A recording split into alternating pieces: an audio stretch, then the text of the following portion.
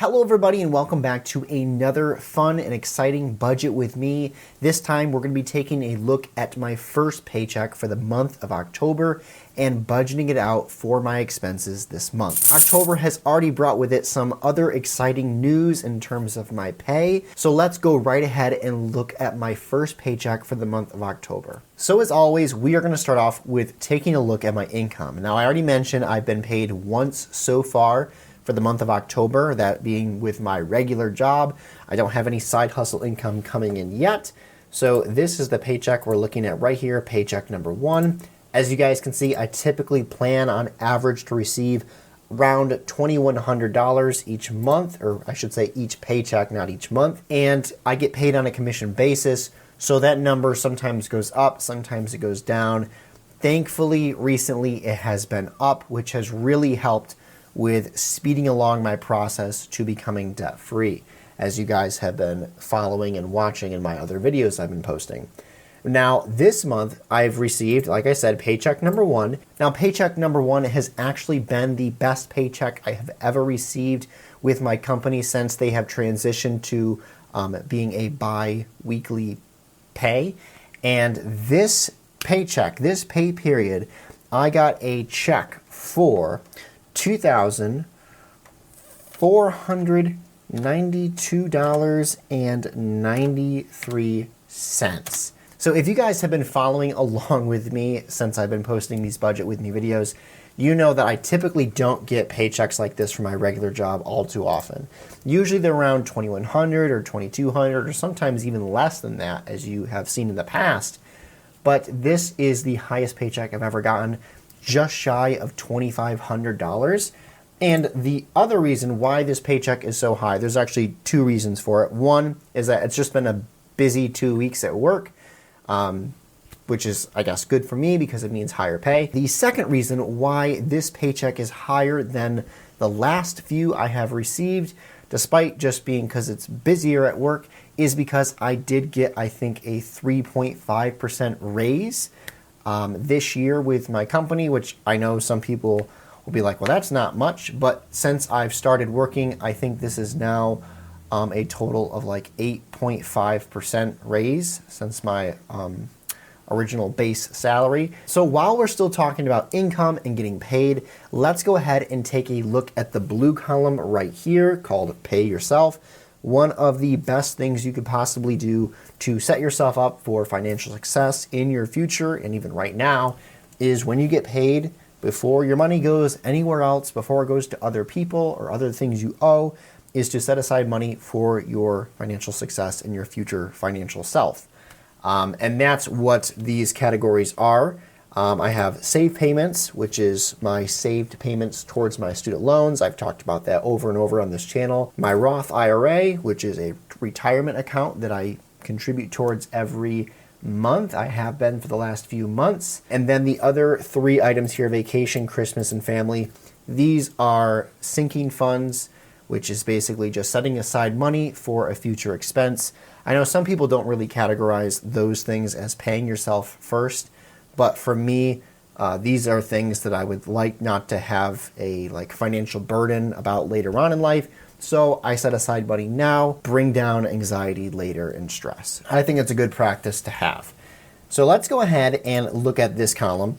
Now, I'll be honest, save payments, I have not actually contributed anything towards my government student loans saved payments account yet that I have with Ally Savings Bank. Usually by now I would have already put down at least $1,500 towards it, but I haven't because I've just been lazy. I can't think of another excuse other than just that I'm being lazy with it. But moving on from there, my Roth IRA, I try to contribute $100 towards that every month. I know that won't get me at the max by the end of the year or by the end of the fiscal year, but that's what I'm kind of willing and able to contribute towards my Roth IRA. I was able to contribute $100 towards my M1 Finance Roth IRA account, and that was distributed, I think, today. And then these other accounts for vacation, Christmas, and family, I did move $50 over for each of these categories. So then that would obviously increase these numbers to, well, yeah, 800, and then this would go up to 200, this would go up to 250, and the family account would go to $250. Nice. This number is wrong because this is now at $18,000. If you caught my last student loans debt payoff update video, you would know that I increased my saved amount now to $18,000. So that's why it's really important for me to stay on top of this blue column, because basically all my financial goals right now are kind of wrapped up in this blue column. Moving away from income and paying myself, let's take a look at my expenses for the month of October. Now, this month, there isn't really anything like way out of the blue. There are some extra expenses that I'm going to have to factor in, such as my insurance that's needed for my side hustle income, as I'm a self-contractor. And when you do that, you have to have your own insurance just in case things go wrong. I think that's around like $470. That's what it was last year. I need to double check that before I put it into my chart, but that's something that if I make a second video based off my second paycheck this month, I'm gonna have to pay for and add into this budget spreadsheet. But other than that, there really isn't any other hidden expenses coming up. You'll see once we get to the gas prices, though, that something did happen. Well, let's move on. So paying myself, obviously I wasn't able to put down the $3,000, but I was able to do the Roth IRA, vacation, Christmas, and family, which, if my math's correct here, would increase this to its max amount, $250, because $100 for Roth IRA, and then $50 for vacation, Christmas, and family. So we maxed out that expense, which is fine. Mortgage is now $1,059, which is what it has been for the last year. Something interesting about this, I mentioned it, I think, in my net worth update video, maybe. My mortgage actually, I think, went down, which is strange. Now, didn't go down by much. I think it's like $1,044 now, but I just left the automatic payment to stay at $1,059 because it's a real headache to try to fix that. Unless I can do it online, but every time I've had to do it, I've had to go into the bank, write up a whole form, so I might just leave it at $1,059, even though I think it's only $1,044 now. So, yeah, there we go. Groceries, as you guys can see, I have a planned budget of $360 for groceries. Now, I did want to include this bit of information in here when it comes to groceries. Some of you have asked in other videos, like, does she work? Does she have a job? Does she help out with bills? And the answer is yes. So usually what this looks like is she gives me usually around like $200 each month and just says, deposit this into your account. I'm going to use your card when we order groceries, and it just evens out from there. However, I realized that when I just put in here and say that this is how much was spent on groceries, it looks a little skewed, because then it's like, didn't she pay for groceries? So I think the best way to accurately track this is to tell you guys maybe what the grocery price is, but then deduct how much she actually helped and contributed towards that grocery bill. I'm trying to figure out the best way to reflect it for my viewers.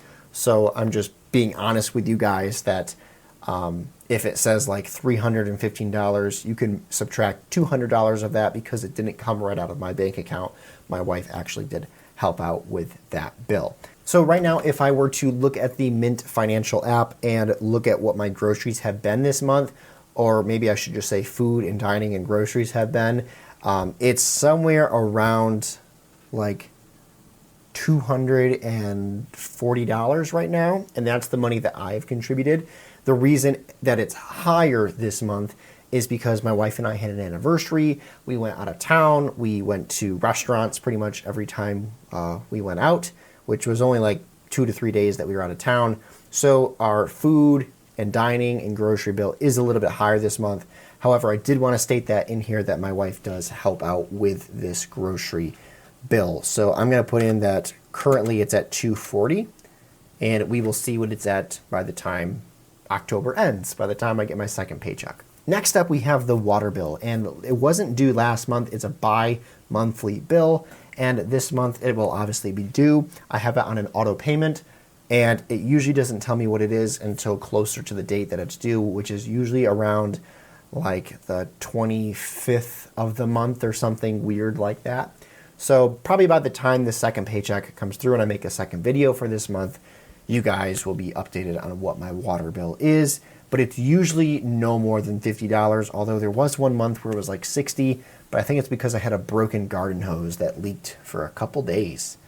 Yikes. Next up, we have gas. The gas prices, thankfully, have come down a little bit, but they are still up there from where they were like a year and a half ago. And right now, the Mint app is telling me that my gas expenditure this month is $184. However, not all of that is gas. Here's the thing. Back in June, my wife and I went on a little vacation. We went down to New Jersey, and hopefully New Jersey doesn't come after me for saying this, but New Jersey has a very strange toll system. Unlike in New York, where if there's a toll, you drive through this little thing and it takes a picture of your license plate and you get billed like $2 or something. In New Jersey, they have toll booths and Easy Passes. If you don't have an Easy Pass account and you drive through the Easy Pass thing, you get a fine. Like not just you have to pay the bill, you get a fine. And I didn't know that because in New York, that's not how things work. We don't have toll booths in New York.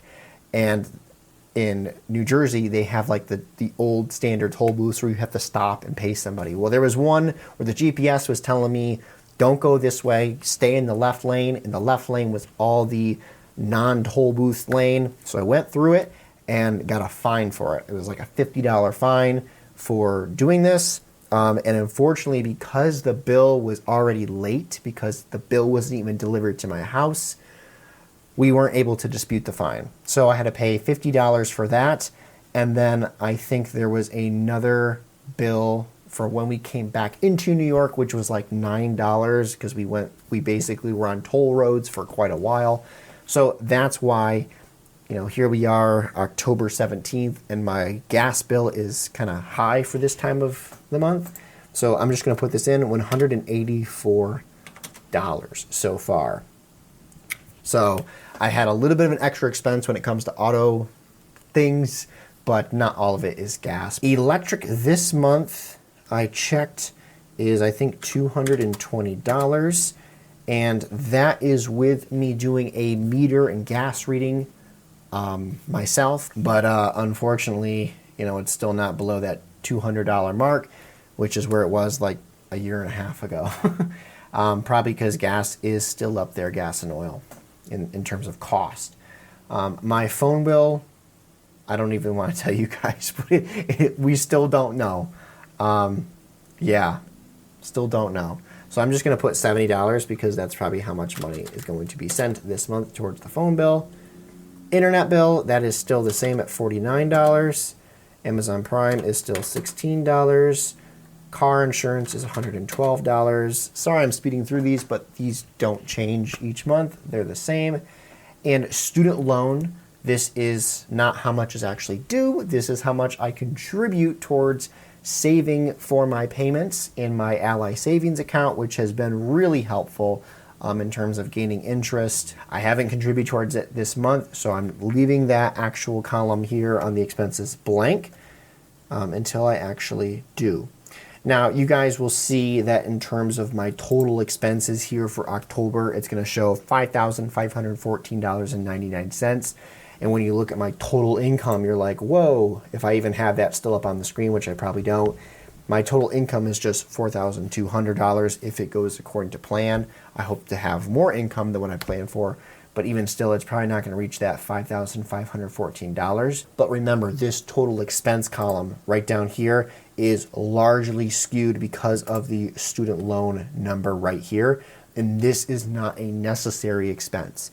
So if worse comes to worse and I'm like, I have to back off and not pay $3,000 towards it, once again, pay $3,000 towards it or save, then I can just back off doing that and it won't hurt and affect my, bottom line. It won't put me into debt. It's not like I'm going to go into debt because my income this month is less than my expenses. That's just largely because it's so skewed because of that student loan number that I'm saving for. It is really nice to see a paycheck that is above my planned income for the month. At least so far. We'll have to see what paycheck number 2 is going to be. But thank you guys so much for watching, so much for tuning in, for leaving comments of encouragement, for leaving comments of questions, or even like suggestions on how to make these videos better. And I appreciate you guys for doing that and subscribing and liking this video if you found it useful. Take care, and I will see you in the next one.